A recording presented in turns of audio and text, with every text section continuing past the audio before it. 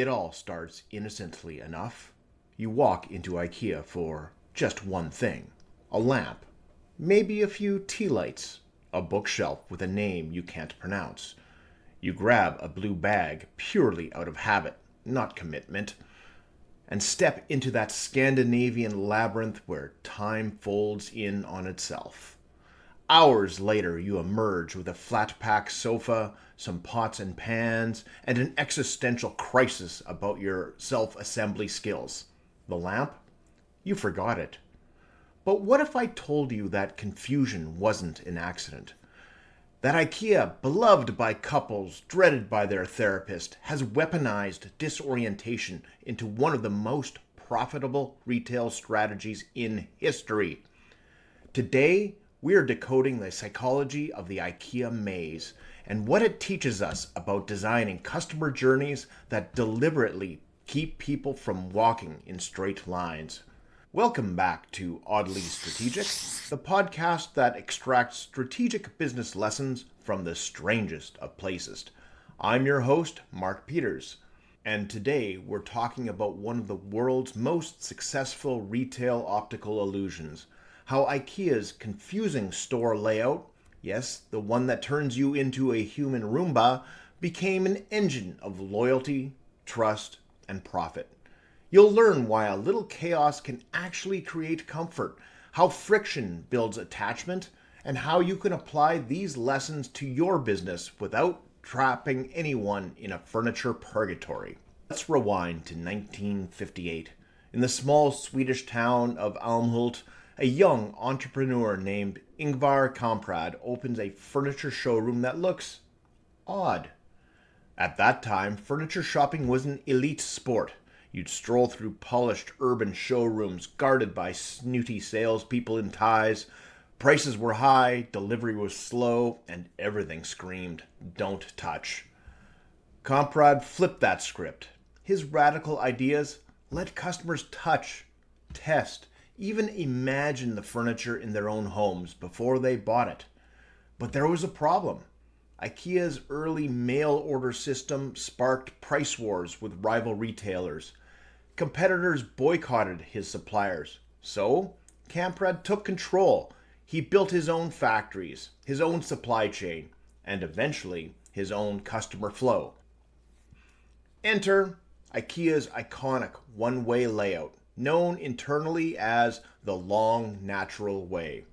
That's not marketing speak, it's literally design philosophy. Every IKEA is mapped like a winding river. Customers follow a preset path through showrooms, mock apartments, kitchens, bedrooms, and finally the marketplace of eternal temptation. You know, where you find yourself buying a single bamboo spoon and 200 tea lights because they're only $3.99. The route is designed so that you never see the exit until you've passed every possible impulse opportunity.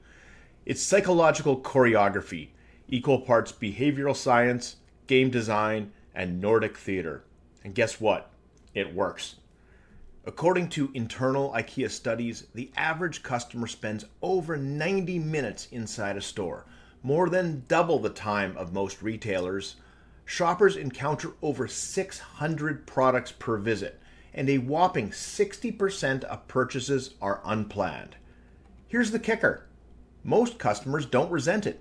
They love it. There's something soothing about surrendering to the path. IKEA isn't selling chaos.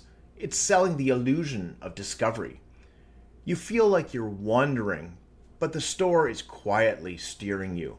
Every turn, every shortcut sign, every perfectly lit sample apartment is engineered to trigger one of our brain's favorite feelings: progress.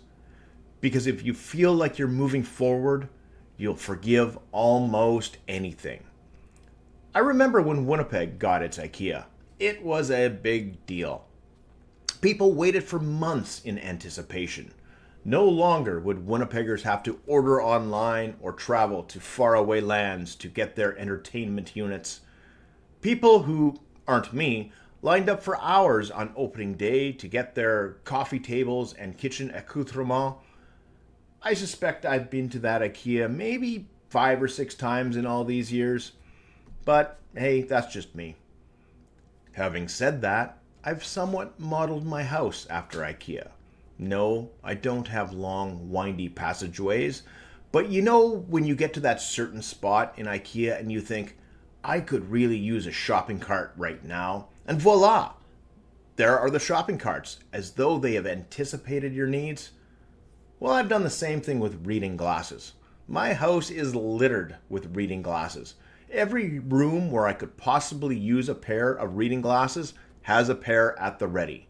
It's truly a spectacle to behold. Yeah, I said that. While I think this is efficiency, my wife has other things to say about my reading glass strategy. Anyways, let's park our cart and unpack 3 lessons from IKEA's maze of success. Lesson number 1, design for discovery, not efficiency. Most businesses think faster is better. IKEA knows longer can be stickier. The layout is intentionally inefficient. It makes you meander. It forces you to imagine how products fit into your life.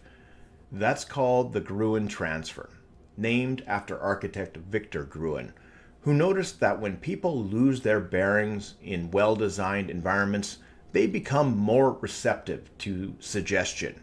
It also works in casinos. It's the retail version of, wait, how did I end up in the kitchen section again? Now here's the psychological angle. It's called cognitive immersion.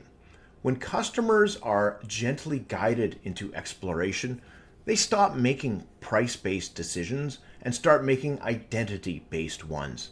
They are not buying a lamp, they're buying the feeling of being a minimalist Scandinavian who has their life together. Apple's flagship stores use a similar trick. There are no clear product zones, just open tables. You wander, touch, and play until ownership feels inevitable. So don't just streamline your experience, stage it. Design moments of discovery where your customers can feel like explorers, not transactions. Lesson number 2, friction builds attachment.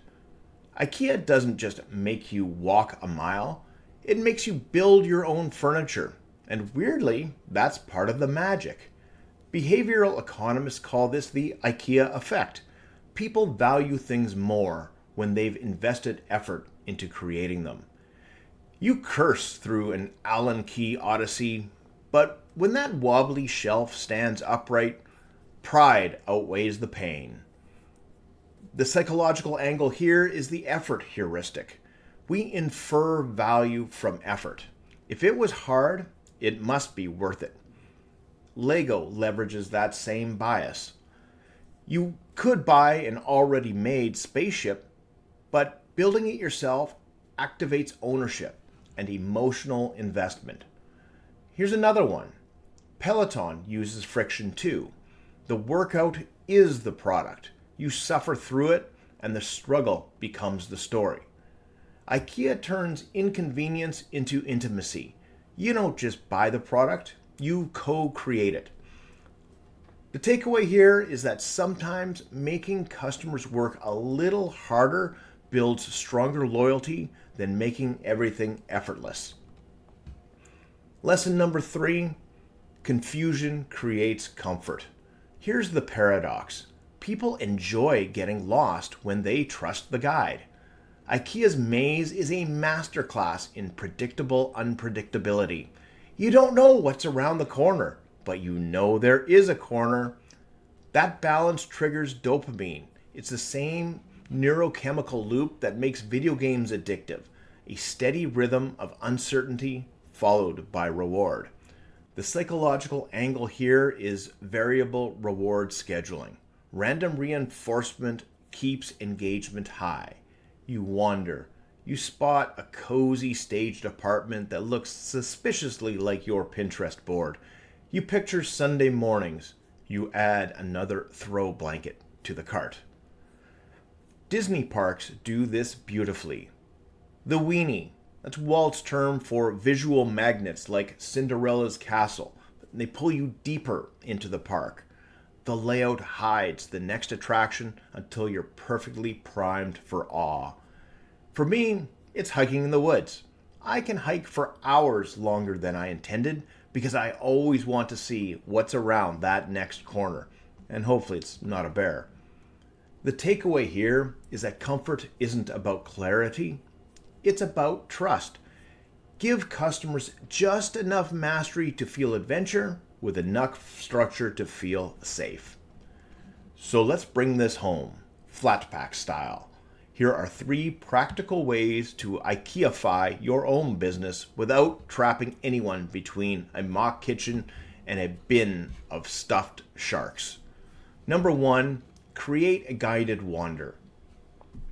Design your customer journey like a choose-your-own adventure, not a straight line.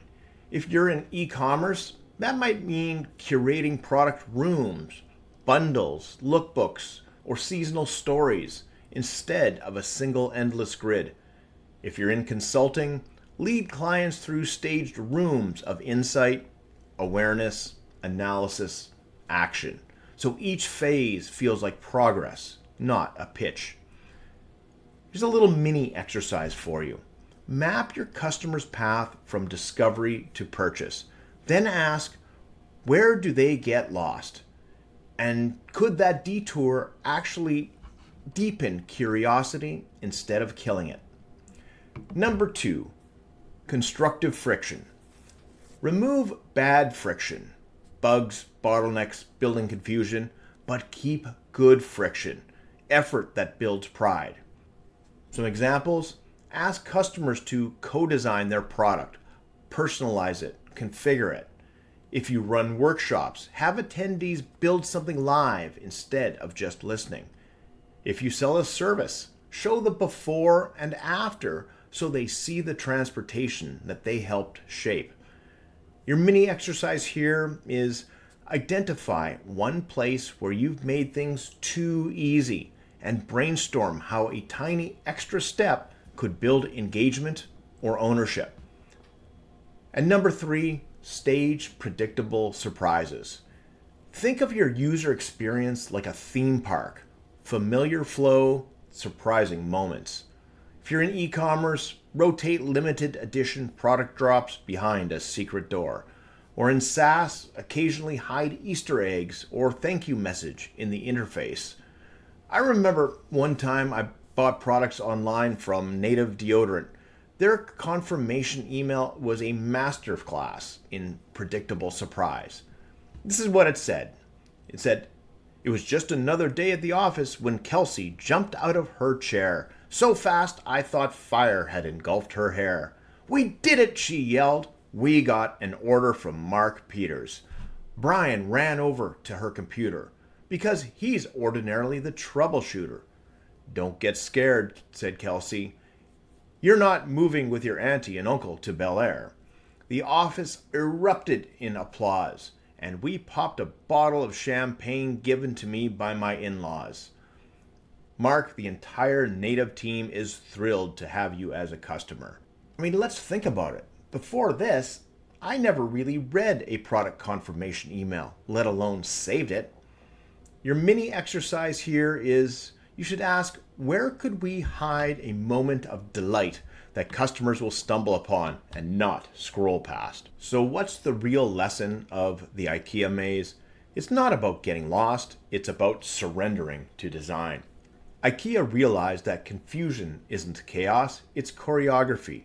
Every turn, shortcut, and hidden exit is a carefully engineered illusion that lets customers feel like explorers while keeping the business perfectly in control. That's the sweet spot of strategy. When you build a system so tight it feels effortless, and so human it feels accidental. So the next time you design an experience, whether it's a website, retail store, or sales pitch, don't just aim for clarity, aim for curiosity. Because the best journeys don't feel planned, they feel discovered. Or, as Ingvar Kamprad himself once said, most things still remain to be done, a glorious future. Translation, there's always another room to explore. Next time on Oddly Strategic, we're leaving the Swedish labyrinth and heading into space. Literally. Well, not really. We'll unpack how NASA's biggest mistake became one of history's greatest branding wins, and what your business can learn from the day America accidentally sold Tang to the world. Until then, keep your thinking weird and your strategy sharp.